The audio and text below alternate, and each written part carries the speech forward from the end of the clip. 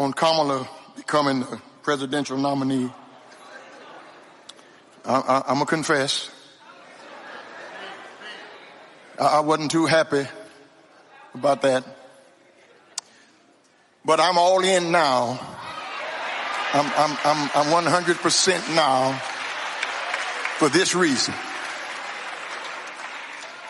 This representative from Tennessee, sorry, Connie, from Tennessee, he called her a DEI candidate.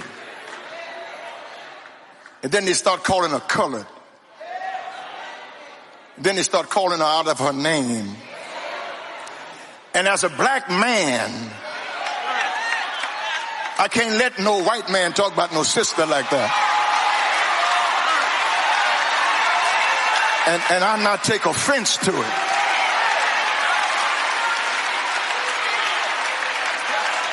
Because who is more disqualified than Donald Trump? And Republicans are all in because he is the avatar for their grievance. How qualified does a black person have to be? Graduated at the top of her class at Howard, went to law school, was attorney general of a state, a United States senator, a vice president of the United States, but she's not qualified? I'm all in.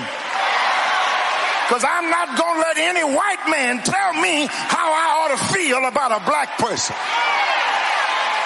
Stony the road we've trod. Stand up. Yeah. Just in case you weren't already standing up, I thought that might help just a little bit. Welcome to the show, and thank you very much for joining me. That was Reverend Terry Anderson of Lily Grove Missionary Baptist Church in Houston. He had a bit of a sermon to preach this week. I've shared that on my social media feeds. Hello, how are you? Welcome. I've got Barry Ritholtz joining me today. That conversation begins at 30 minutes into today's show. He was just post-surgery. He got a hip replacement. He's doing well, but he was home and said, hey, I'm available. So I reached out and said, please, let's talk and let me record it. I think you'll like it. A lot to say about the economy and inflation and markets and so much more. I hope that you are doing okay and hanging in there in this heat. It's been really hot this summer, and we are breaking records as a planet. So we've got that going for us. I hope that you are getting a lot done or nothing at all. And no judgment. I'm happy to have you here listening to the podcast each and every day. I'm talking about the most important issues that affect you, your family, your community, your country, your planet.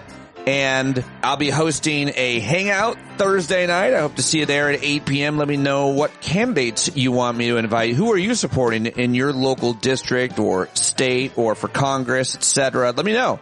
And I can probably get them on the show, have them join us at the hangout rather, and sometimes on the show as well. But I've got a whole lot of sound bites and headlines for you, so let's get into it. That's what we do here at the beginning of the show, so let's get started. And I think we need to start with our lame duck but heroic president's announcement yesterday in Texas at the Lyndon B. Johnson Presidential Library, marking the 60th anniversary of the Civil Rights Act, and 8 days after withdrawing from the 2024 election. President Joe Biden called for major changes to the Supreme Court on Monday, including legislation to impose 18-year term limits and enforcing a code of ethics on justices. He also put his support behind the passage of a new constitutional amendment that would limit immunity for presidents, a direct response to the Supreme Court's ruling this month that, of course, the last guy, the disgraced former president, is protected from all criminal prosecution for actions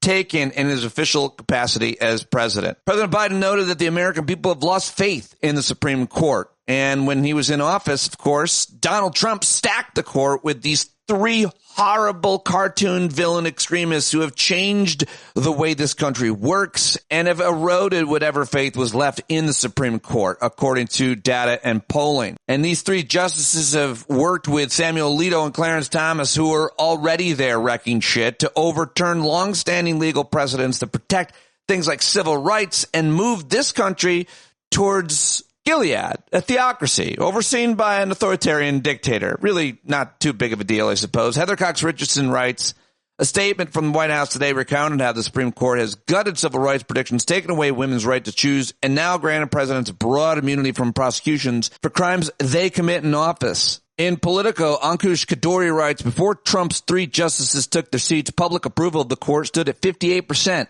After its decision to give presidents immunity, that approval fell to a record low of just 38%. More than 75% of Americans, including a large majority of Republicans, support 18-year term limits for justices. In an op-ed in the Washington Post, President Biden himself wrote yesterday, he wrote this: this nation was founded on a simple yet profound principle. No one is above the law. Not the President of the United States, not a justice on the Supreme Court of the United States. No one. I'm not kidding around, Jack. He actually wrote that in the Washington Post. He wrote, I'm not kidding around, Jack. Okay, he didn't. Then he went on to note his experience on the issue. That as a senator, he served as a chair and ranking member of the Judiciary Committee. He's overseen more Supreme Court nominations as a senator, vice president, and president than anyone living today. So he's got a lot of credibility on the issue. Of course, these proposals will almost certainly be impossible to pass right now. But Ian Millhauser at Vox says Biden's embrace of them is a powerful political statement for the Democrats to carry into the 2024 election. Until now, Biden has lagged behind popular opinion on the issue of court reform. Now, though, the sitting president is rejecting the power of extremist modern-day Supreme Court conveyed on presidents, reinforcing the rule of law. And, of course, Vice President Kamala Harris, a presumptive Democratic presidential nominee, immediately endorsed Biden's proposals, of course, that are dead on arrival in Congress. But still, she's willing to be bound by our historic understanding that presidents are not above the law. And so we'll follow that closely, obviously. But it's a really important development, and it moves what's called the Overton window, the spot on the spectrum of public opinion on an issue. And that's important. That matters to just make these proposals and have these conversations. So that is huge yesterday. Also, other headlines yesterday, Venezuela's election authority said that the country's authoritarian leader, Nicolas Maduro, won yesterday's presidential election despite enormous momentum from an opposition movement. The tally, however, was riddled with irregularities, and the result was immediately called into question by the U.S. and countries around the world. Maduro's government has reported false election results before, and some officials refused to release printouts of the electronic vote count, leaving the country without a way to verify the results. So Venezuela plunged into chaos as a result of this. Let's go to the Middle East, where Israel approved retaliation for this deadly strike from Lebanon. Their security cabinet authorized its leaders to decide the nature and timing of a response to deadly rocket attack from Lebanon on Saturday. It killed 12 children and teenagers in the Israeli-controlled Golan Heights. Israeli analysts said Hezbollah, the Iran-backed militia group in Lebanon, was most likely aiming at a nearby army base and did not intentionally target the village, but its use of inaccurate rockets in an area dotted with civilian communities led to an unintended consequence that could spark all-out war. We'll be paying close attention to my father's homeland. That's right. I'm Lebanese. Horrible news out of the UK and England. 2 children were killed and 9 more were injured, plus 2 adults in a knife attack on a dance class near Liverpool, England. The 17-year-old was arrested, but that could have been so much worse if it were in America and it weren't a knife. But still, absolutely nightmarish crime there. America's national debt topped $35 trillion for the first time. The African National Congress expelled the former president, Jacob Zuma, after he helped form a rival political party. I saw this and wanted to mention it in the New York Times.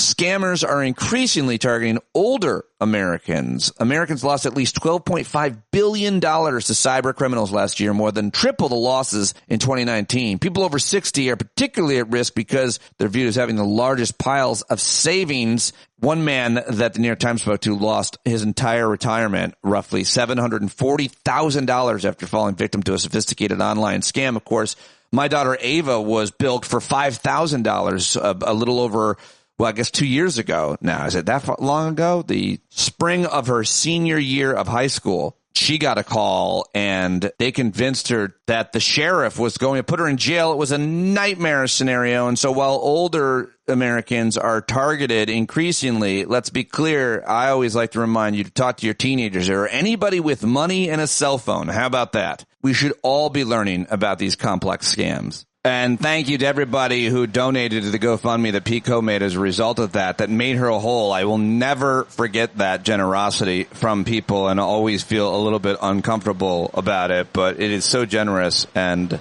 I am always fortunate, feeling very grateful for that. Many of you donated to my daughter.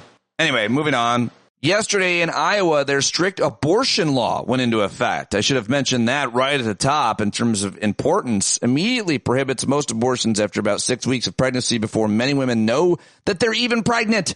Iowa's Republican leaders have been seeking the law for years. They gained momentum, obviously, after the Supreme Court overturned Roe v. Wade in 2022. The Iowa Supreme Court also issued a ruling that year saying there was no constitutional right to abortion in the state. I've got to talk to Zach Walls and my friends in Iowa about this and the landscape there and what changes if Democrats win and codify abortion into law. Wouldn't that be great? The FDA had approved a new screening test for colorectal cancer. Not a perfect alternative to colonoscopies. Experts hope the test could lead to more people getting screened for colorectal cancers. It's called the new Shield blood test made by Guardian Health. Found 83% of colorectal cancers, but only 13% of dangerous polyps compared with colonoscopies, which find 95% of those polyps. So there you go.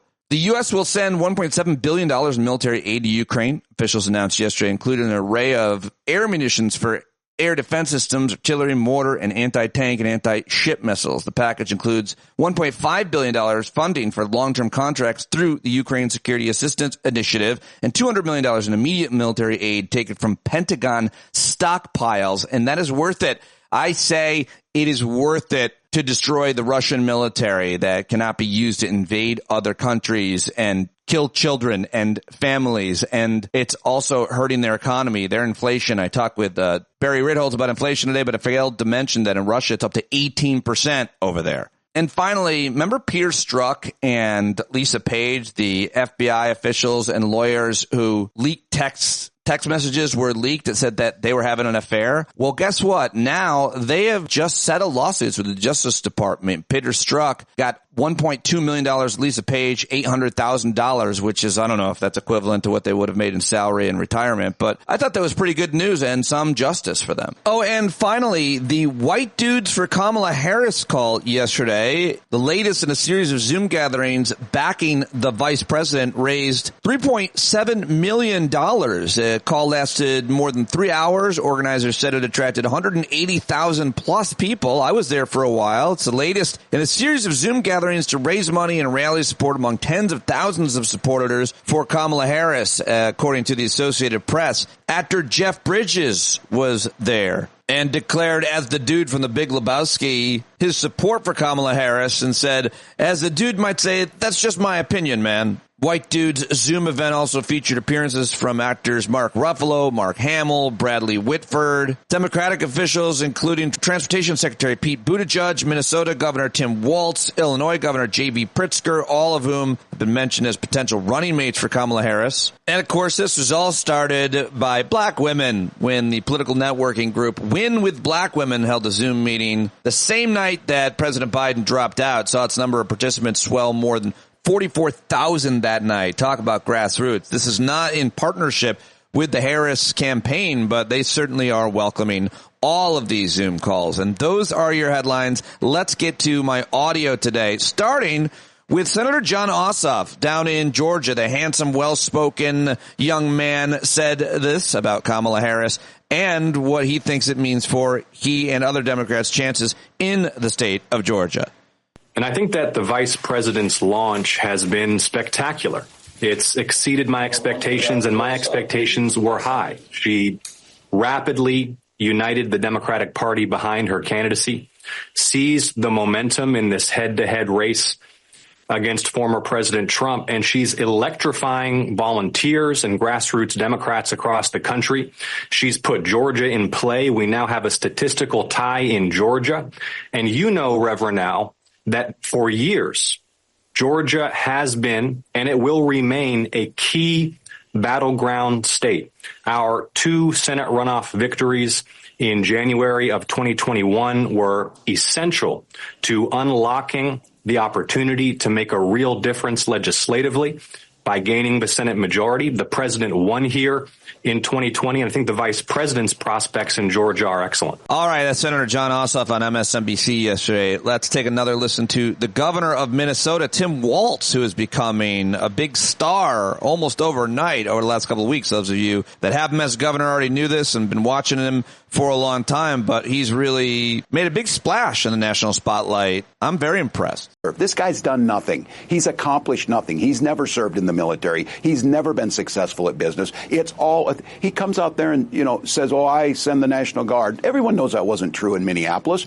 We watched George Floyd die on the streets, and it was a tough time. He's tweeting from his bunker to shoot people. That's not leadership. That doesn't solve anything. So I think you take that away from him by stating the obvious, and people are doing that. You wouldn't hang around this guy. It's just too weird. But then we just pivot back to it. You know what we can do is we can lead the world in renewable energy. We can create new jobs. And young people are like, what are you old folks going to do? Are you going to leave us something that we can work with? And that's why I'm glad they're coming out and lifting us up. And look, we need to hand it off to them, but we need to give them something to do, something that's worth it. And I think this guy, I watch him now. He's spooked. He's worried about this. They're starting to come back. Now we're talking, now they're mean to us.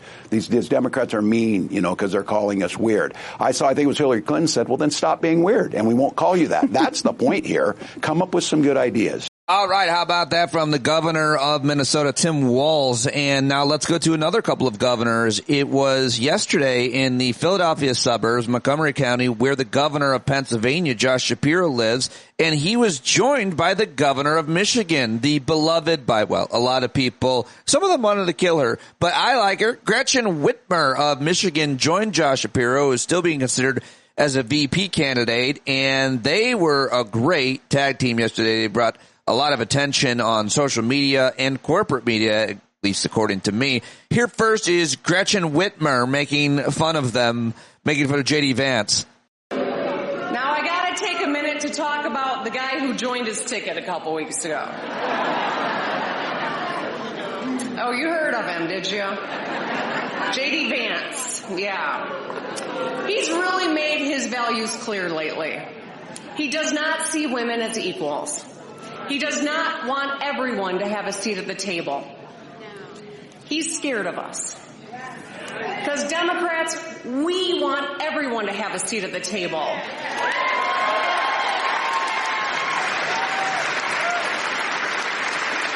I mean, even cat lovers and dog lovers alike. There you go, Gretchen Whitmer yesterday in Pennsylvania. Now let's go to the governor of Pennsylvania, Josh Shapiro, who had this to say. He's afraid to debate her because he can't defend his record. He's afraid to debate her because she knows the truth about how he failed as a president when he had the keys to the White House 4 years ago. I want you to think about it. I know it's hard to think about, but I want you to remember those days. Those days, I know, you got to think about it for a minute. Come on, gang. Those days of chaos. Those days where you didn't want to pick up your phone and look because you just didn't want to know what he did that day. What alliance he broke across the world. What risk he was posing to our communities at home. The chaos that he injected into our lives, we don't want to go back to that, gang. We don't want to go back to that. Hell no, right? And back to Gretchen Whitmer, talking about Kamala Harris's record. As district attorney, she put crooks and sex offenders behind bars.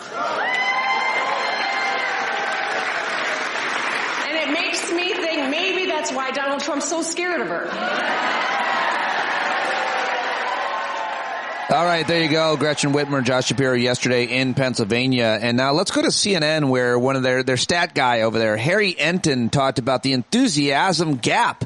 I don't know why I pronounce it that way, but the enthusiasm gap between Kamala Harris and Donald Trump and how things have changed overnight. And listen to when he says woof. I think that might be his thing. I think he says woof, and I think he's trying to trademark it and monetize it. I swear to God, I think it is, and it's making me cringe. But I don't. Anyway, here it is. It's good news. Woof.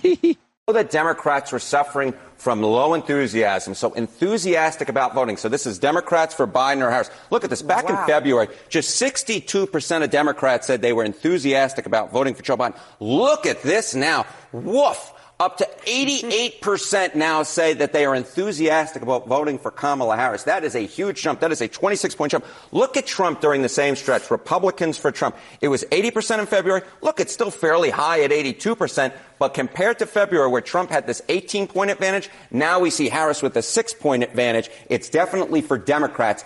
Game on. They are very enthusiastic. We see it in the money being raised. We see it in the volunteer sign-ups. And now we're seeing in the polling as well.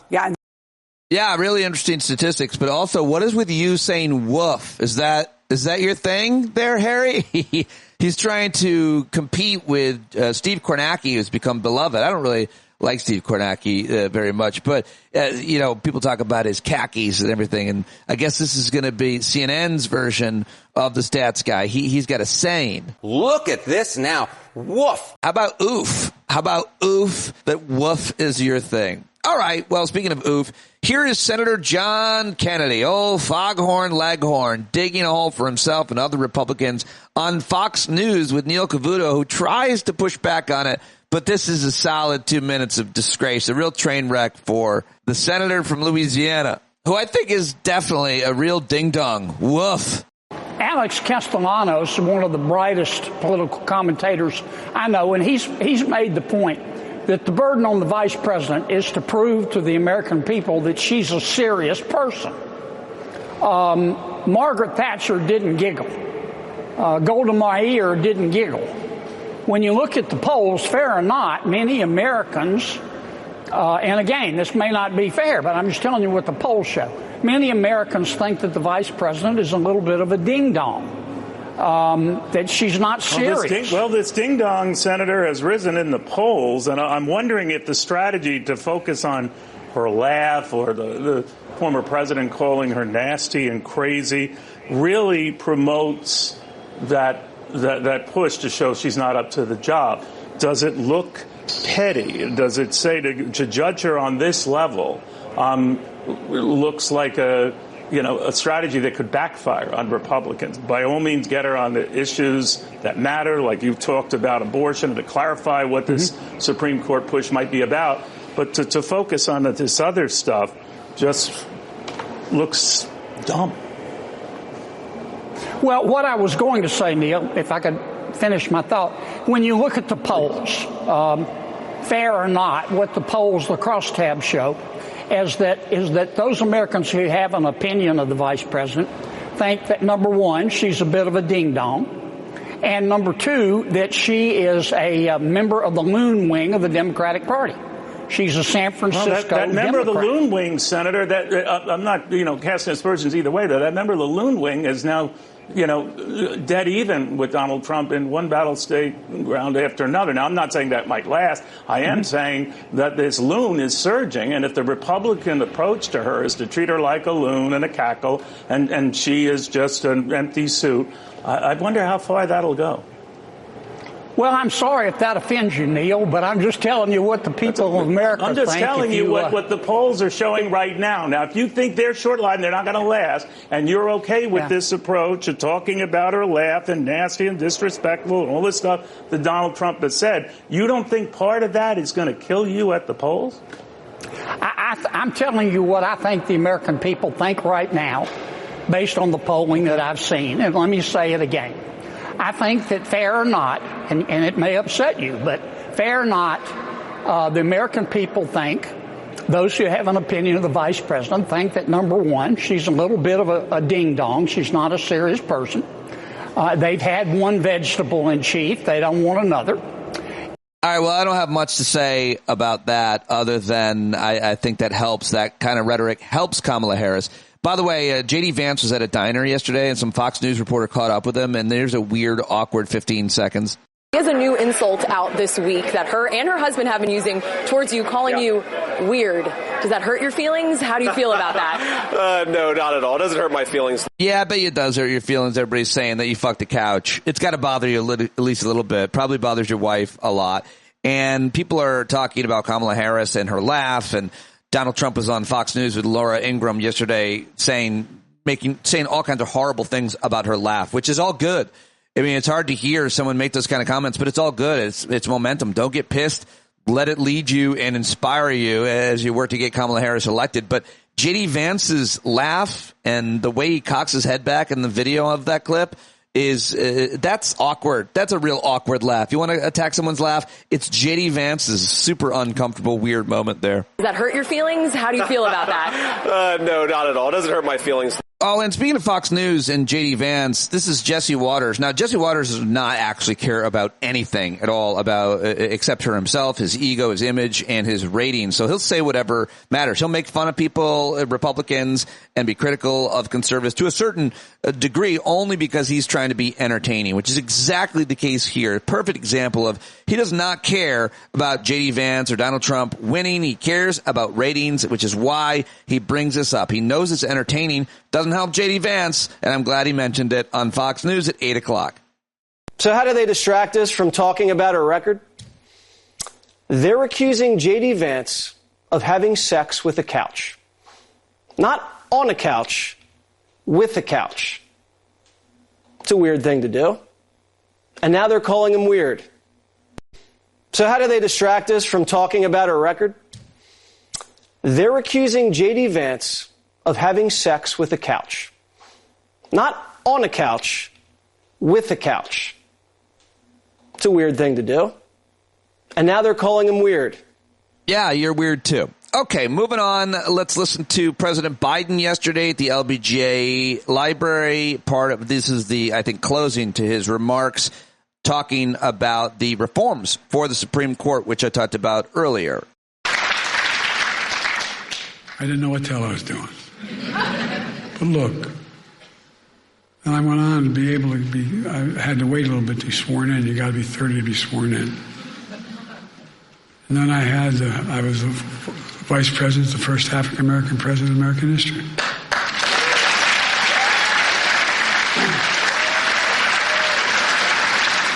Now I'm president to our first woman vice president.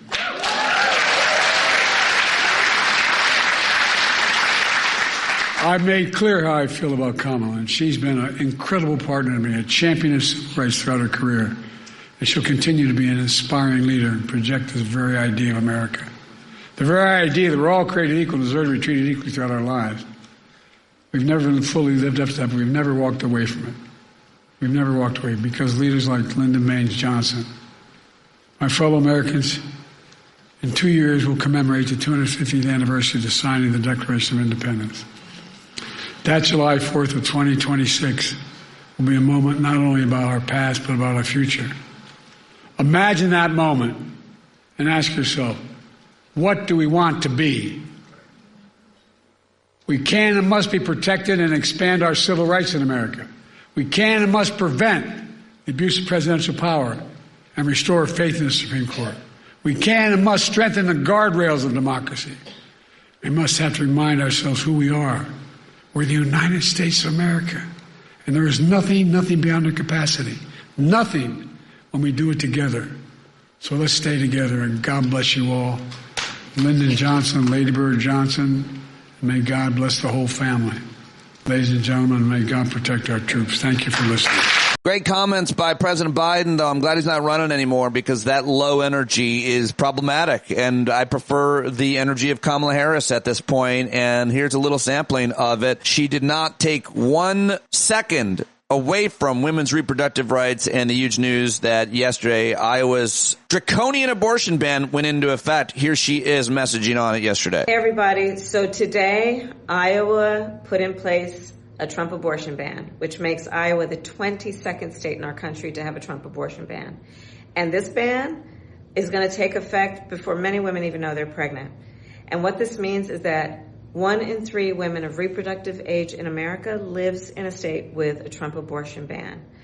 So what we need to do is vote, because I'm going to tell you something. When I am president of the United States, I will sign into law the protections for reproductive freedom. So let's get this done. Yeah, let's get this done. And I'm done with the news, headlines, and sound clips brought to you by you, the paying subscribers. For $5 a month, you get access to all of this. You can support my work, and all of you who pay more, thank you so much. Yesterday, someone upgraded their subscription, and I really appreciate that. So all of you who do it, that matters. It matters a lot. Patreon.com/Pete Dominic. It was Marianne Taylor. That's who it was. Thank you, Marianne. Much, much appreciated. And now let's get to today's guest. You know him, you love him, or you don't love him. A lot of people don't love Barry Ritholtz, but they love his appearances, and you could separate them. I mean, I don't know. It's finance, it's economics, it's Wall Street. You're not supposed to like these guys, but I love him. He's a good friend of mine, and many of you do really like him. Some of you say he's one of your all-time favorites. We had another great conversation. He is the host of the Masters in Business podcast on the Bloomberg Network, as well as the At the Money podcast there as well now. You should go listen to both of them. Head on over to his very popular blog, The Big Picture, Ritholtz.com. Follow him on Twitter. Let him know that you heard him here, and always appreciate that. Let's get it going right now with the great Barry Ritholtz and his brand new hip. And we are off with Barry Ritholtz. It's been far too long. You've been off getting new body parts. Yeah. How's it going, man? Anything happen while I was gone? No, everything has totally been really boring, as a matter of fact. Predictable and expected, I feel. Just the markets and the economy.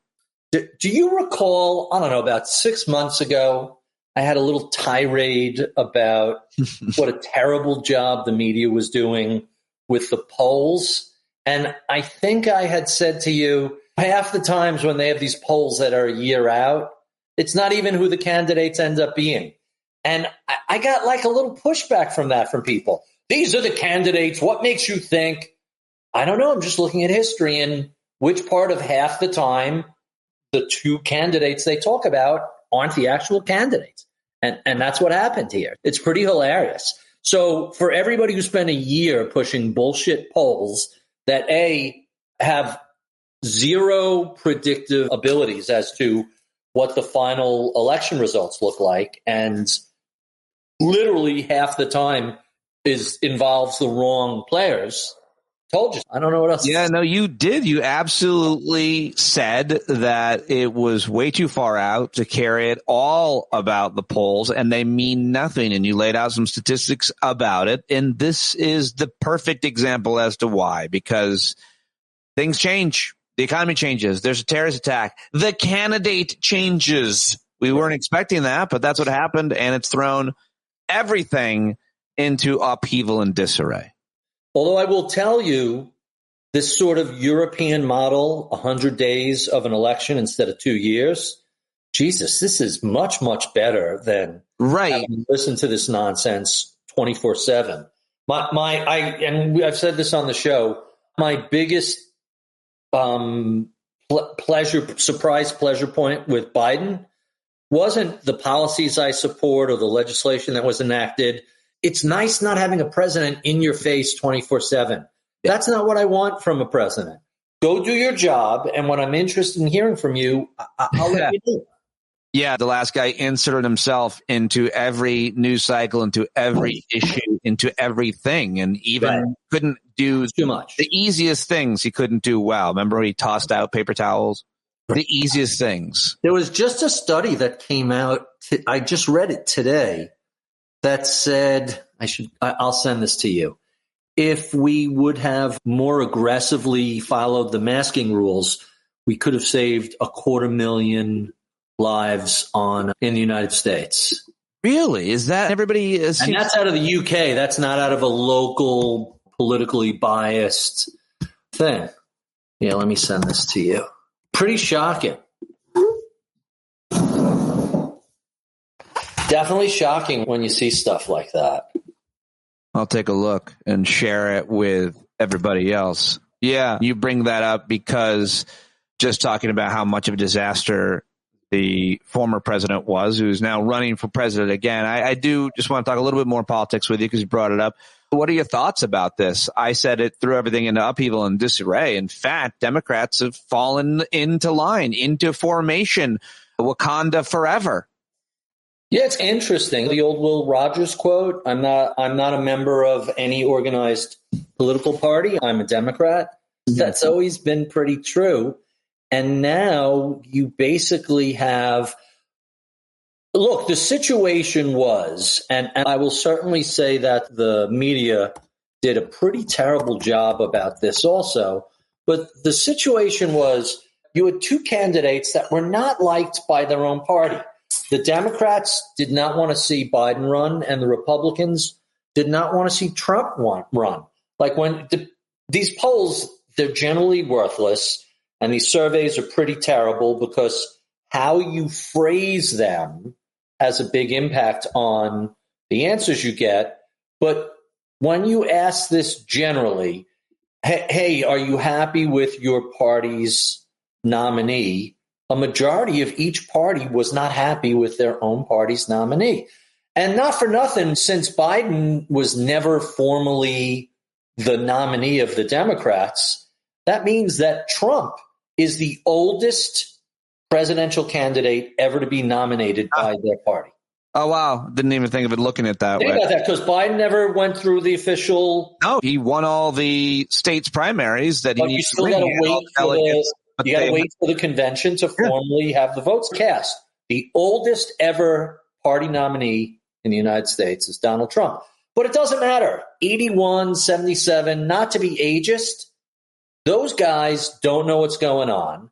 They listen to a bunch of younger people who may or may not be good advisors.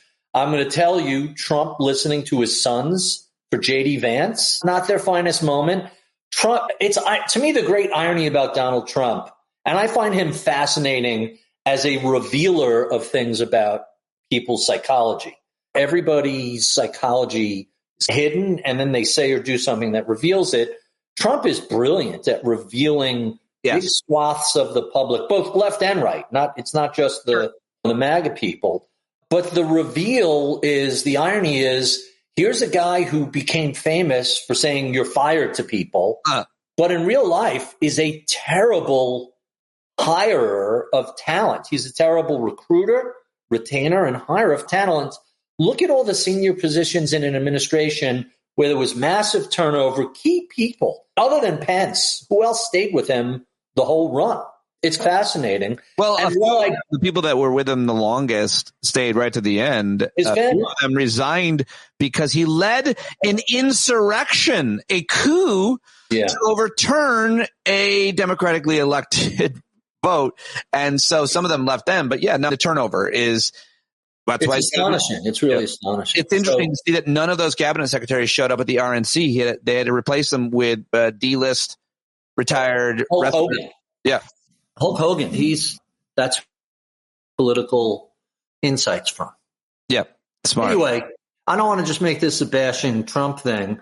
I will tell you that it probably took Biden way too long to make this decision, and just the thought that at 81 you think you're capable of executing the hardest job in the world, that's arguable. But to give him credit, he made the tough decision. He put country over his own interest, and ultimately came down to I'm the wrong man at this moment, and let's let a new generation pick up the torch. By the way, not that she's so young. She's in her 50s. She's 60. What? She's almost 60. Yeah. I think she's 59. Yeah. When Kennedy was elected, he was barely 40. It was really a youth movement. We haven't seen that. It was him and Clinton. I guess Obama was, early 50s, something like that? Yeah. I think so. Let me ask you about the issue that has been playing out throughout this campaign and for years now that has animated a lot of people, and rightfully so. Inflation, the cost of things.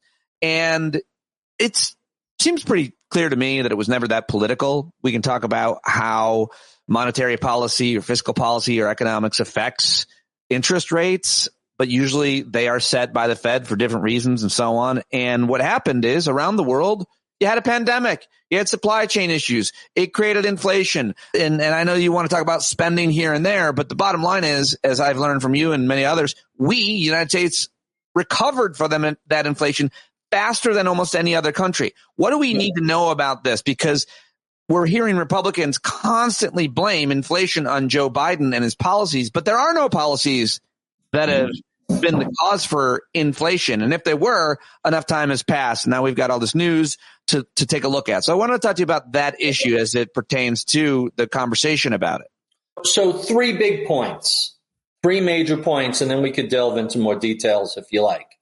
Point number 1 is any of these giant macroeconomic issues, the financial crisis, the dot-com implosion, the inflation surge, there's never one cause. The world is much more complex than that.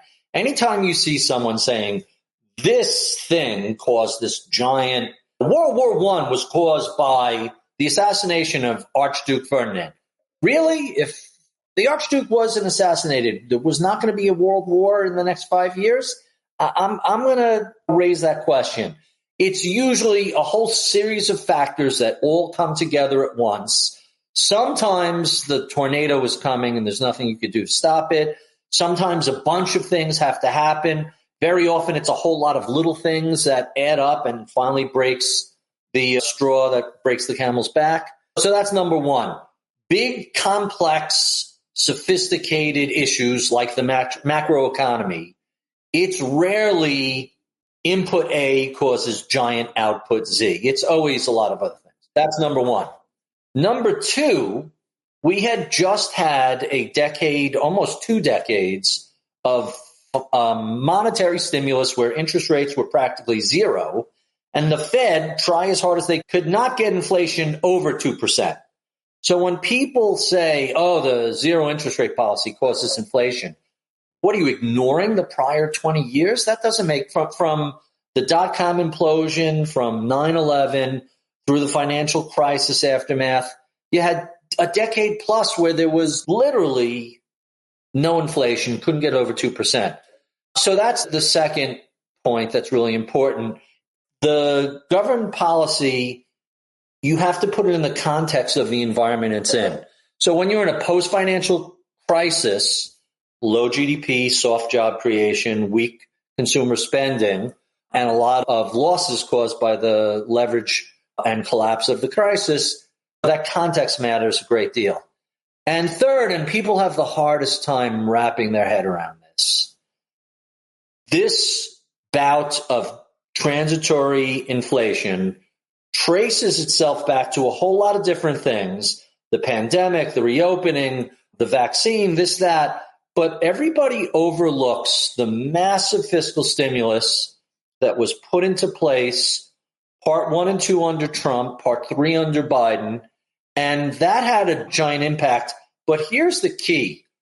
When you're dealing with a huge shutdown of the economy, and you're going to roll out a giant fiscal stimulus, and the CARES Act 1 in 2020 under Donald Trump was the biggest fiscal stimulus since World War II. It was 10% of GDP. It was giant. You are making a choice, and what that choice essentially is a little bit of inflation, 8, 10, 12% for a year or two is better than a lot of unemployment, right? Those are your choices. If we don't do this fiscal stimulus, then we're going to have unemployment, as Larry Summers suggested, at 10, 12, 15%. And recovery from that takes years, maybe even a decade. Look, it took almost a decade to recover from the financial crisis. We're still dealing with the shortfall of insufficient number of homes built in the aftermath of that crisis. It's 15 years later, and we're still 2 million homes short. So when you have a crisis, the after effects last a long time. Had Trump not passed that massive stimulus, the first one was $2 trillion. The second one was nearly $1 trillion. The third one, to make sure the vaccine went out under Biden, was also almost $1 trillion. Those 3 acts, $4.5 or so trillion. If I had to pick one thing to point to for the temporary surge in inflation, of all the things we can list, To me, that's the most significant one. You got to include the supply chains. You got to include the pivot from service economy to goods, where everybody starts ordering goods that they normally don't, and then the pivot back. There were lots and lots of factors, but I find it hard to ignore $4 trillion in fiscal stimulus, which I think is probably the second best thing Donald Trump did. The best thing Trump did was greenlight Operation Warp Speed, which got the vaccine fast-tracked and probably saved millions of lives. Millions. And I always just push back at that point because any president would have done that. Go ahead. Any president. If Trump didn't do that, what would it have surprised you? No. If he would, okay. So the fact that he did it, I'm not going to give someone credit for doing something that anyone would do, and it's an easy decision. It's not. Right. So the question I'm answering is, what are the three best things the Donald Trump administration did? One, Operation Warp Speed. Two, the CARES Act, and I run out there. CARES Act 2 is the third one. One of the most interesting things, we don't really talk about it much, but we should and might be worth mentioning while you're here, is that Trump, the builder, failed to rebuild America and invest in America's infrastructure. Of course, Obama tried to do it. Republicans wouldn't let him do anything. Right. But Biden actually got infrastructure passed, and in a huge way, looking ahead to the future. And that never gets talked about, but it is a huge reason as to why the economy is roaring compared to what a lot of forecasters said. And I think a lot of people say probably going to continue to actually get better. So what do you think about the infrastructure investments that Trump couldn't make that Biden has made, and what do they mean? The slide I used in the quarterly call, I don't remember if it was Q1 or Q4, showed the fiscal stimulus, the pivot from monetary stimulus of the 2010s to fiscal stimulus of the 2020s. And the really interesting thing is most of the Trump stimulus is the pig that's through the python. The only thing that he did that had legs was the Tax Cuts and Jobs Act of 2017, which expires next year, and paid for a couple of self-indulgent cars out on my driveway. But that had a persistent fiscal stimulus. Everything else was very short term. The CARES Act 1 was spent within 18 months. CARES Act 2 was spent within 12 months. What's different under Biden, all right, CARES Act 3 was spent pretty quickly, rolling out the vaccine and a bunch of other stuff. But the Inflation Reduction Act, the infrastructure bill, the semiconductor bill, the GI bill that helped out the medical care of veterans, and it was rolled into a whole other bill. The PACT Act. Yeah, the PACT Act. These things are 10-year bills, and so there's a fiscal tailwind that isn't strong enough to really drive inflation higher, but it's strong enough to create ongoing economic activity that's positive. To me, when outside of an emergency, like an emergency, when the house is on fire, your first goal is to rescue whoever's in there and put the fire out, and everything else is secondary. When you're in a non-emergency situation, you want to craft something that's intelligent, thoughtful, and productive and useful and generate the greatest return on invested dollar that you can.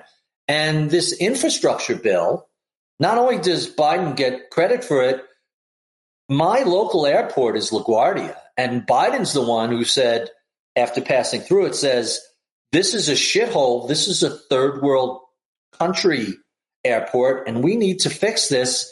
And under Obama, the funds were allocated for LaGuardia. Every time I go through LaGuardia, it's infuriating because it's so damn nice. I want to know, why wasn't this done 20 years ago? Why did I have the worst airport in America locally when all we had to do was spend the money? Here's my crazy, some people ask me, are you a fiscal conservative? All that stuff is nonsense. Yeah. I want government to do what government's responsibility is, which is national defense, education, and infrastructure. Or what is, I would argue, I want government to do what is in the public's interest. That's right. Public interest. So that includes education. That includes local governments creating libraries and parks. Yeah. And national government protecting people's rights and trying to facilitate the long-term investment in the economy. But by the way, the best thing we did after the financial crisis was a massive series of long-term investments to things like, and again, some of this was financial crisis, some of this was COVID. The massive improvement. Look, the U.S. is way behind China in battery technology. Why is that? Because capitalism has a lot of really positive, strong things, but 10, 20, 30-year investment time horizons, that's not where capitalism's strength lay. So you need the government to come in and plant the seeds. And people argue with me about this. Go back to the railroad, telegram, radio, telephone, television, internet, civilian air travel, semiconductor, mobile computing, wherever you look, biotech, name a technology that is having an impact on society. And invariably, you can find early seeds of long-term investments in a public-private partnership. There's a great book called Americana, 400 Years of Private-Public Partnership. I can never pronounce the author's name correctly, but let's see if I can find this. Here it is, Bu Srinivasan. Oh, boy. Americana, a 400-year history of American capitalism.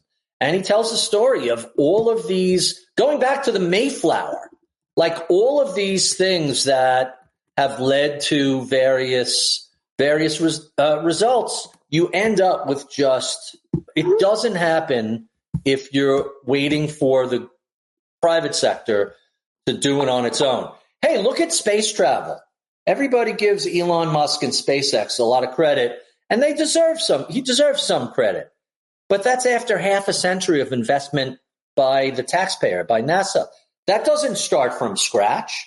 He's starting on the 5-yard line after the government. Not to mention the public education that got all those brilliant rocket scientists educated for the vast majority of it.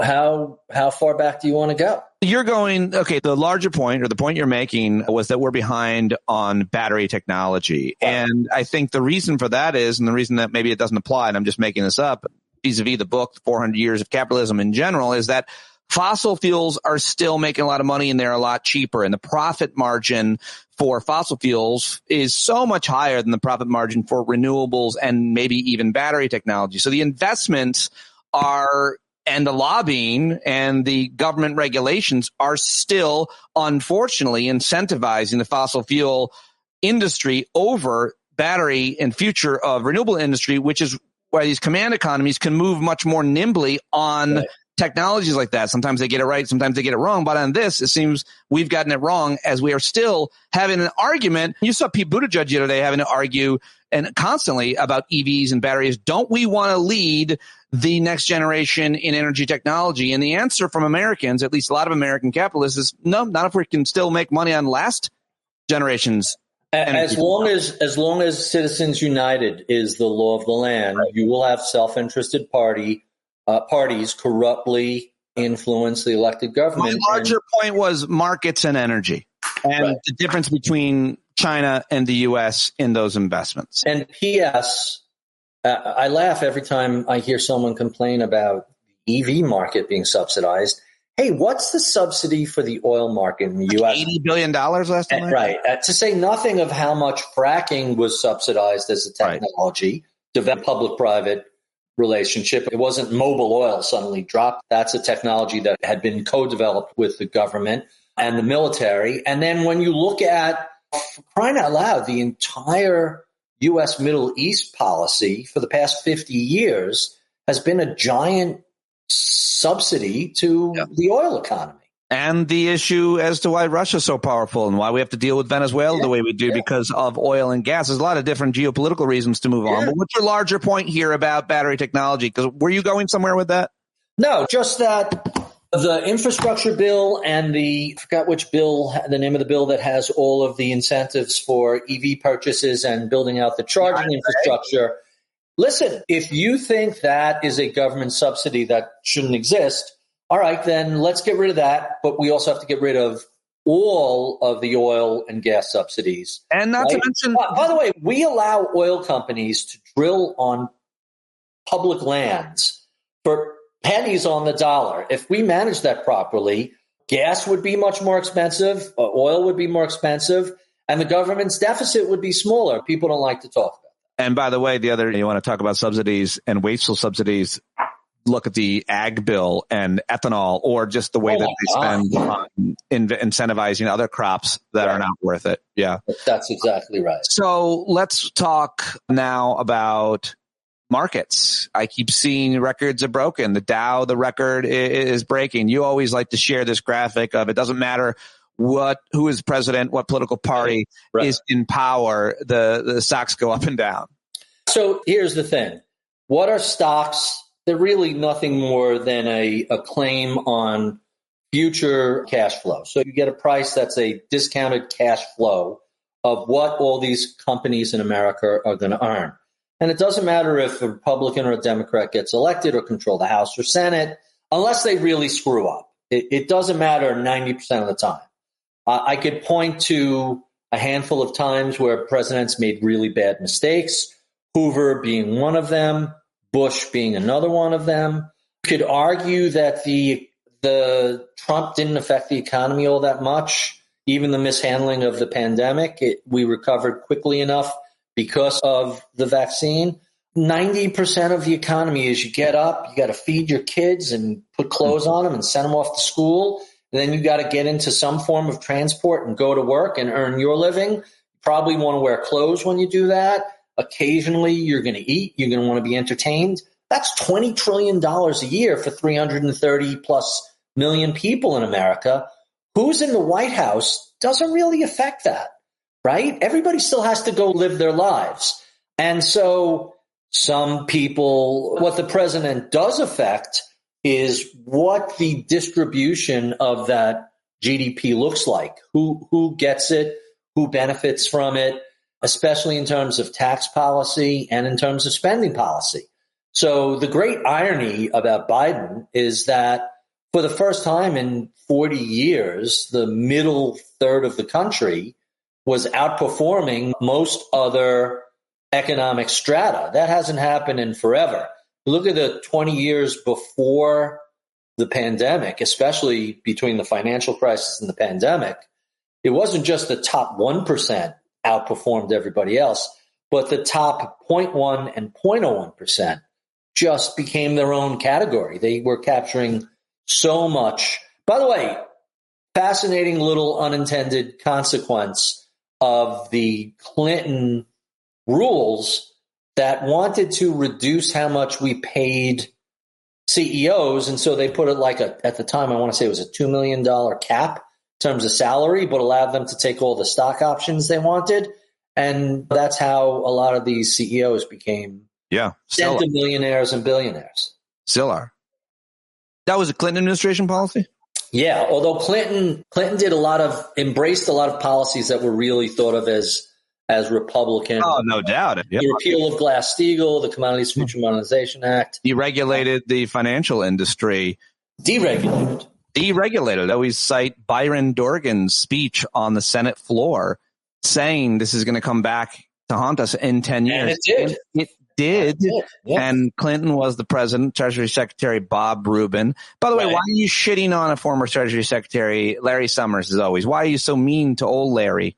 There's two reasons. One is his policies have been very destructive, especially towards the end of the 90s when he was working with Clinton and helped tee up the financial crisis.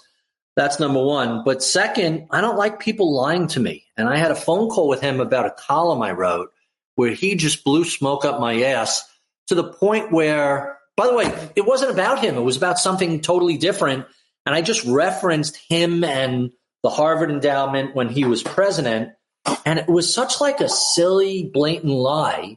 And by the way, I was just linking to a award-winning article in the Boston Globe about that period just because I wanted to reference it and mention it. And what he said had struck me as so disingenuous that I hunted down that reporter and asked her a bunch of questions. And she proceeded to completely take apart all his claims. Like when he said it to me, I'm like, gee, that sounds funny. Before I just say this guy's full of crap, let me double check because this just smells wrong. And she said, oh, did he say this and this? And I'm like, yeah. She's like, yeah, that's a line of bullshit he uses on everybody. Wow. He literally said to her, I can't give you a comment on the record because we're trying to save the world. Like, what are you talking about? It was during the financial crisis, the Committee to Save the World, that sort of thing. Or maybe it was during the .com implosion. I don't remember which it was. But I just went back and looked at everything he said, and she basically said, no, none of that's true. He had multiple chances to comment on this. He chose not to. And so that, plus, when you look at the ratio of how famous someone is relative to how wrong they are, does anybody beat that ratio more than Larry Summers? Yeah, there are a lot of conservative economists like Stephen Moore and a lot of other people, for sure. Well, but Summers pretends to be anybody who supports supply. Moore's a partisan hack. He's not. Yeah, but there's a whole school of conservative policy types, economic policy types that have been supporting what George H.W. Bush once called voodoo economics before he decided to. So Summers was against the big stimulus post-financial crisis, which helped ensure a mediocre recovery. Summers warned very strongly against the big COVID stimulus, said it would take unemployment going to 10% to beat inflation. It was structural. It wasn't transitory. That turned out to be totally wrong. Look, this was not the 1970s inflation. Right. This was a very different set of circumstances caused by, you have to understand the context. And he made it difficult to get legislation passed. He made it difficult for various people to do the right thing because part of the answer is, but Larry Summers said, and a lot of people don't want to hear, just ignore him. He clearly doesn't know what he's talking about. Well, I'm happy that you're constantly been incredibly critical about him, and you are right far more than he is. Let me ask you about interest rate cuts. Here are some headlines. AP, Federal Reserve edging closer to cutting rates. Reuters, Fed likely to hold rates steady at one last time as inflation fight finale unfolds. Wall Street Journal, a Fed rate cut is finally within view, and finally Financial Times. Federal Reserve expected to keep interest rates steady, but to tee up September cut. What have they? What is happening? What are we supposed to expect this week? Their meeting? Yeah, Wednesday. I just sent you a link from the May meeting, May 2024. I won't read it. Look, inflation peaked in June 2022. That's 2 years ago. The Fed was behind the curve in recognizing that inflation had spiked. They were behind the curve in recognizing that inflation had peaked. They were behind the curve in starting to raise rates, and now they're behind the curve in cutting rates. If I was the Fed, I would have cut in May, June, July, and September, a quarter point each. The reason is simple. First, two major reasons, two major drivers. First, it's obvious that inflation peaked 2 years ago, and this inflation was not driven by rates. So keeping rates high isn't effective. Remember, we had zero rates for a long time, and the Fed couldn't get inflation over 2%. So keeping rates high now isn't going to do much. However, it does have two negative impacts. One is everybody in the bottom half of the economic strata that either has high interest rate loans or high credit card bills or student loans or some sort of mortgage, they are being punished by these high rates. They're the ones who feel it more than anybody else. That's number one. But number two, and perhaps more importantly, we talked earlier about how much we underbuilt housing from 2007 to 2020. We underbuilt housing, depending on which group you speak to, 2 million, 3 million, 4 million, 5 million. At the same time, we went from 318 million people to 335 million people, plus all of the post-financial crisis graduates who had a hard time finding a good-paying job, finding a cheap apartment, living in their parents' basement. Everybody found their own during the financial crisis. So there's a massive surge in housing. And right now we have a huge amount of golden handcuffs. Half of the homes with mortgages have mortgage rates under 4%, meaning why are you going to sell your house with a 3.5% mortgage rate to buy a more expensive house? Rates are 7%. It becomes totally unaffordable. If you saw the last quarterly call, we spent some time talking about the impact of that and how significant it is. If you want to reduce inflation, if you want to lower home and apartment rental prices, you need more supply. And the only way you're going to get more supply is by lowering mortgage rates. And to lower mortgage rates, you got to lower FOMC interest rates. It's complicated and counterintuitive, but part of the reason housing is so out of control is think about, you have a mortgage? Yes. What's your mortgage rate? I think it's like 4 something, 3 or 4. So if you were to sell your house, it bought in 2007 though, and then so if you were to sell your house and buy another house at the exact same price, it's going to probably cost you $1,500 more a month. Does that make sense? And most people are selling their house are because they had another kid, they want to move to a nicer school district, they want to move up the ladder. It's all but, what are you going to add, $3,000 a month? Most people don't have the ability to do that very easily. Certainly the middle of the country doesn't, the middle economic strata. Top 20% could do that. Explain that very well. All right, before I let you go, what do you want to talk about? You mentioned housing there. We could talk about the automobile industry. We could talk about markets, talk about housing. We could talk about the consolidation of pretty much every industry by private equity assholes, many of which are your good friends.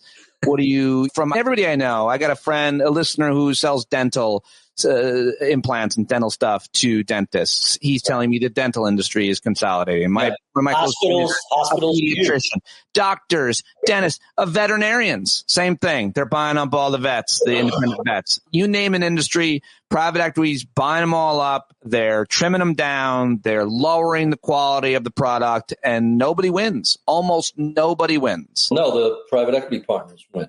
Right, there are very few of them. Well, yeah, that's true. Look, Europe has taught us that a variety of things of consumer rights and privacy and data security, you don't have to give in to corporate overlords. You can, under Trump, the guy who was appointed to run Elizabeth Warren's, the Consumer Protection Financial Bureau, PFB, Consumer Finance Protection Board, was siding with people writing payday loans and usurious things. I'm genuinely shocked how people vote against their own financial interest. It's really terrible. And the immigrants coming across the border are going to kill your family. That's how. I'm still waiting for that caravan. Remember 2018? The caravan was coming. Yeah, people don't realize these. And then after the election, that was the last you heard of it. What's amazing is that the same playbooks get used year after year. They work. It's shocking. It's interesting that we on Earth One, I won't even call us progressive Democrats or liberals anymore, are finally motivated by fear. Before we got motivated by hope with Kamala Harris, we were motivated by the Project 2025 thing. We haven't been that motivated by a specific policy or set of policies like this in a real long time. They could say they're going to take your Medicare, you're going to take even your voting rights, and those things have happened. Reproductive rights, though a lot of people didn't believe that would happen. I do see people being very motivated by fear of this 900-page document, which was written by the villainous of all villains, several of them. A lot of people from the first Trump administration were co-authors of that. Yeah, most of the give them credit for coming out and saying, this is our plan, this is what we want. Kamala Harris's line is, can you believe they wrote it down? Yeah, that's shocking. The thing that just continues to astound me is, I believe in the expression, never try and teach a pig to sing. It wastes your time and annoys the pig. Famous Robert Heinlein line. But anytime I have a conversation with someone who wants to talk politics and I don't want to engage, I always ask a simple question. Hey, let me ask you this simple query. What would it take for you to change your mind on President Trump? And if the answer is nothing, then your response is, all right, so you're a member of a cult and no amount of evidence or information or data will get you to change your mind. Why do we want to talk about this? If you're a Yankee fan, you're always going to be a Yankee fan. I'm not going to persuade you to become a Mets fan. You're a Yankee fan. So why do you want to engage in this? It's silly. Let's talk about something else, like coloring, because that's so that's always. And the follow up is, hey, let me ask you a question. How would you feel if your kids behaved the way he does? Because I can't help it. I gotta poke the bear a little bit. I like his thing. Okay, so you're okay with the lying, the cheating, the stealing, the fraud, the criminality. You're okay with that? Is that the example you want to set for? I don't care who you vote for. I live in New York. Who I vote for is irrelevant. You know how New York is going to go on an electoral college basis. And I say that to them. You live in New York, your vote doesn't matter. But I just have an honest question for you. Like, now that we've established you're in a cult, how far do you take this cult? Do you want your kids to behave this way?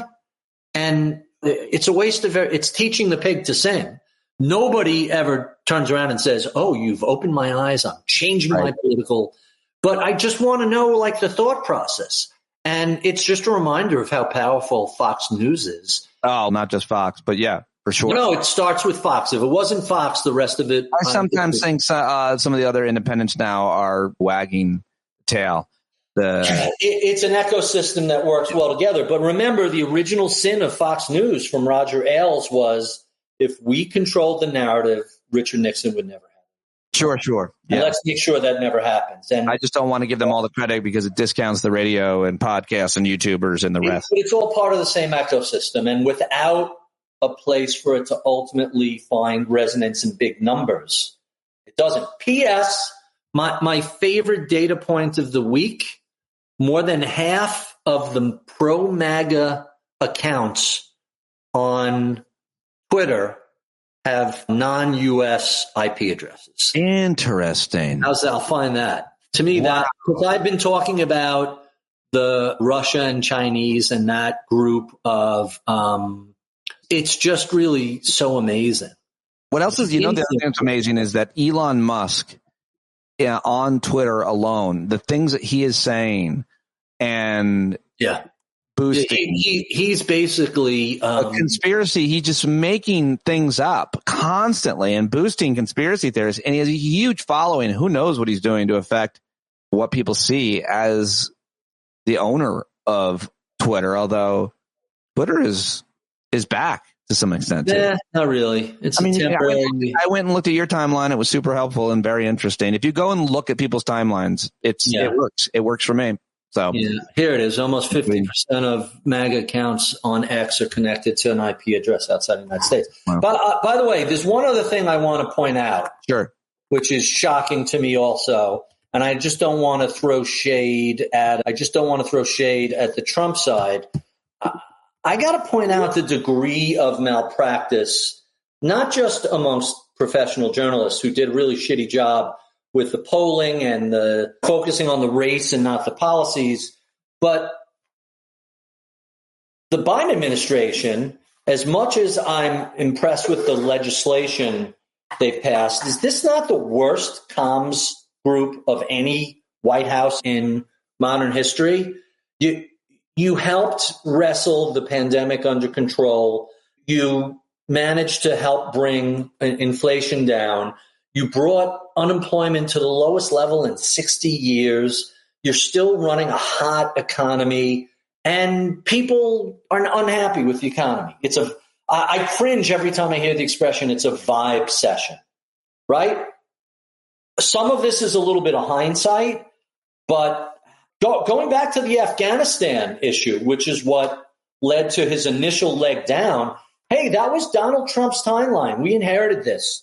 He should have said, I'm not happy with what Donald Trump left me, and we need to fix this because this is going to be a disaster. He was like almost embarrassed. Yeah, I don't buy the criticism that the comms strategy was the problem. I think the criticism was the communicator was the problem. The principal had a hard time communicating. And I think the best example of that is women's reproductive rights. He did not do a good job talking about abortion because to some extent he's slightly uncomfortable with it personally, with his own personal views. He's an 81-year-old man, and that's not his sweet spot. Yeah, but they did everything. Things are his sweet spot. The team did everything they could to tout the accomplishments using every communication strategy available. But as soon as Kamala took over, you see the communication strategy change as a result of her ability to communicate it, like the whole weird and creepy talking points, which are so effective. Right. But that just shows you how the degree of malpractice. Listen, Obama inherited a terrible economy, and by the time he left, the economy was doing much, much better. Sure. Trump inherited a very good economy, and he pounded the table on how great the economy was under him, which it was right up until the malpractice managing the pandemic. And Biden inherited an improving economy that had was recovering from the pandemic, but really took it to the next level. I think Obama did a poor job touting his economy. Who did a better job touting a crappy economy than Bush? Bush was asleep at the switch for 9/11. He inherited a lot of the circumstances that led to the financial crisis, but he didn't make it better. I don't love this criticism because of what you've taught me about critical thinking and communication in general. And one of the things that you've taught us is that it's hard to communicate the great accomplishments, things that are supposed to happen. Trains running on time. You don't capitalize on that. Hey, look at us. Give us a reward for getting something done, doing our job. What does resonate is such good data, and people, when the gap between the sentiment of the public and the actual economic condition is so large, I can't help but say this is a historic gap between the two. And we're just I'm going to keep pushing back because as soon as an illegal, undocumented immigrant kills an innocent young girl, that's all you are going to hear about. So even if they passed comprehensive immigration reform, they would still have a hard time communicating that. And by the way, they tried to. Republicans killed it. And Republicans didn't kill it. Donald Trump killed it. Republicans. That should be how first of all, Republicans, Donald Trump told them to, and they did it. Donald Trump told them to, and they did it. They had the right to vote. Republicans created that immigration security policy in the Senate. They created it, and most of them who created it voted against it. Right. And that should be the first sentence of every conversation, of every press conference, which Biden has had far fewer than any recent president. There you go. That's the communication strategy problem, is that he wasn't communicating. That's one of the most important roles of the president. It sure is, which is why you need somebody who's charismatic and who's smart and articulate, and that's why Kamala Harris is already off the races. I have to tell you, I'm very impressed with how they rolled this out, and we'll see if this is just a brief relief rally and a honeymoon period, or whether this has legs. It is not. It is not. It absolutely has legs because people were starving for hope. It's pretty clear that was the case. Although, hey, I used to say a year is forever in politics. Now, 95 days is 95 days. We're going to eat it up, yum, yum, every day. The excitement, the volunteering, the money. You watch. I hope you're right. I don't want another 4 years of. Have I ever been wrong? Yeah, you've been wrong about some stuff. I just don't want another 4 years of relentless incompetency. I don't want a troll in chief. I believe that government can make people's lives better when done correctly, and as we've seen over the past few years. Yes. So, by the way, it's not just LaGuardia. I go through Penn Station, which used to be a dump, and it's now better. The Long Island Railroad Grand Central Station. Oh, my God, this is spectacular. Well, the other issue is government we didn't talk about is the courts. And if the Supreme Court decides that the government cannot regulate stuff like commerce and safety and transportation and energy, and that it's going to be decided by federal court judges, that's bad. I wonder how much you're looking at the Chevron decision and how it affects economics. I think you need a clean sweep, and you have to completely I was against stacking the court, but now you have a rogue court that's trying, by the way, this is the second coup attempt. The first was January 6th. The second one is Supreme Court of the United States. You either need to cut them down to 5 or expand them to 17. And basically the only way you do that is with a clean sweep. And I originally thought that was a horrible idea. But after this term, it's obvious you have a rogue court who doesn't follow the Constitution, who doesn't follow legal process. The easiest case in the world was the presidential immunity case. And they shit the bed with that. Plus, you have an Eileen Carroll, not just the least competent federal judge. This is a renegade judge who needs to be thrown out of office. Yeah. The court is not a court. They're just politicians in robes, Ritholtz. Apparently, that seems to be. You didn't know. You haven't been listening to Eric Siegel for the last 15 years. It's, hey, there's a reason why I don't practice law. I figured that out 25 years ago and said, I don't want anything to do with this. This whole system is fucked. And hey, they taught me how to think.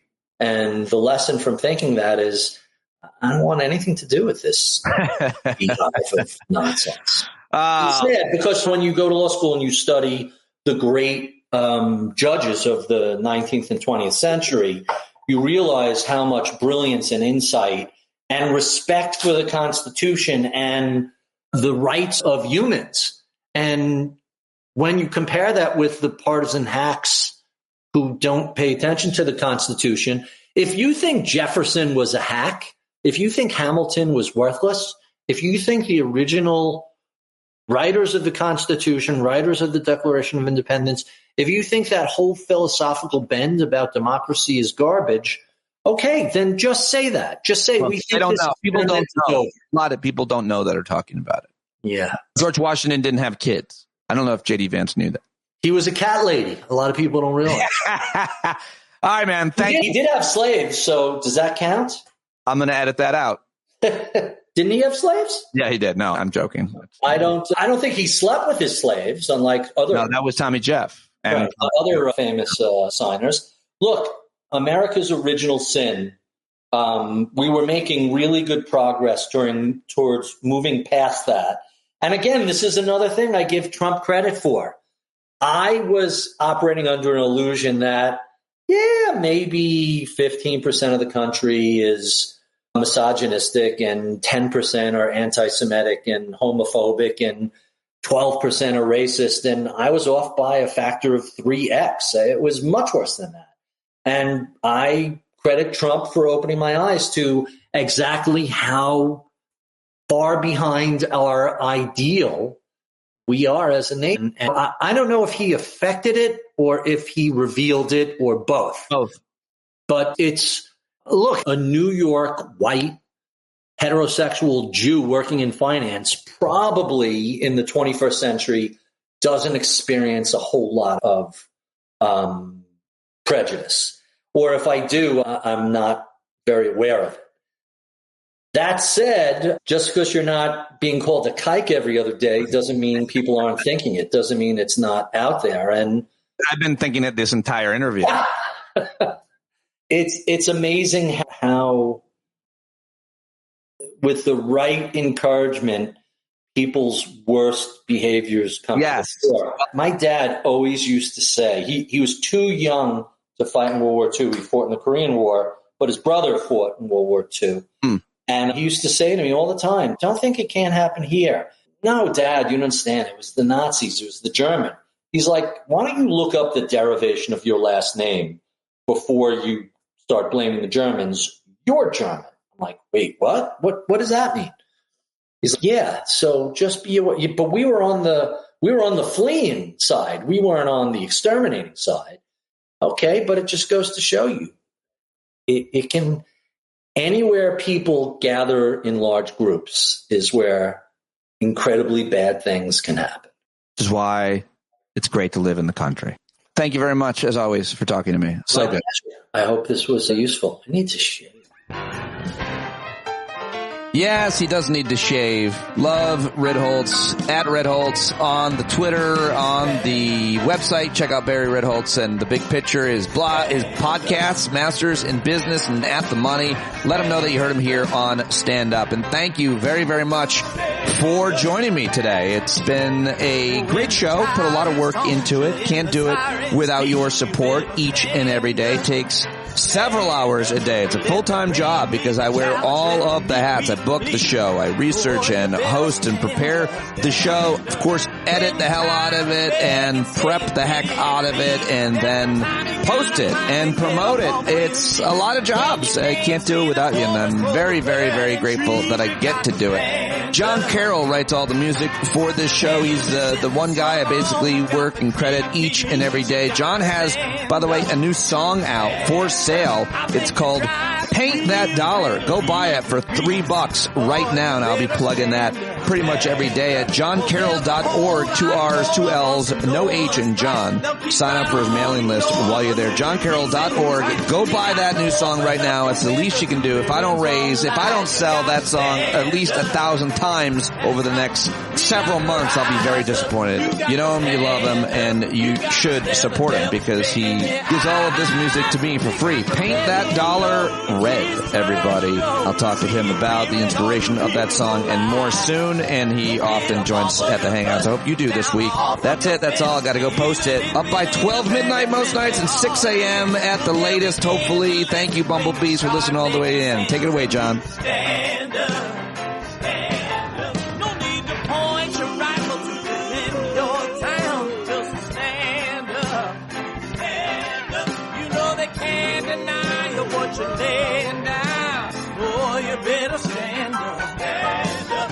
Show your face of every color, yellow, black, red, and brown. She's the place where every lost child will finally be found. There's only one thing to do before we stand our ground, and that's stand up, stand up. Well, the founding fathers saw a land for all. They had to stand up, they had to stand up. They had a keen imagination for a crystal ball, drawing all the plans of stand up. But all they had to go on was the time they were in, with other causes for laws, and since they weren't even sin, they knew that change was gonna come before the change could begin. They had to stand up. Alright, they had to stand up. We got to stand up. We got to look the devil square in the eye. We gotta let him know it's his time to go, and make it clear when all we hear is a lie. Why you lying awake wondering where the money all went? It'll be the cost of freedom never go unspent. You can see him flee the scene of that experiment if you stand up. Alright, we got to speak up, we got to reach up, and raise your voice in every way you know how. Don't be toes up, you got to show up. Ain't no better time to do it but now. No need to pledge allegiance to no wanton tribe. Rise up, show obedience to the voice inside, and listen well and it'll tell you not to run and hide. It says stand up.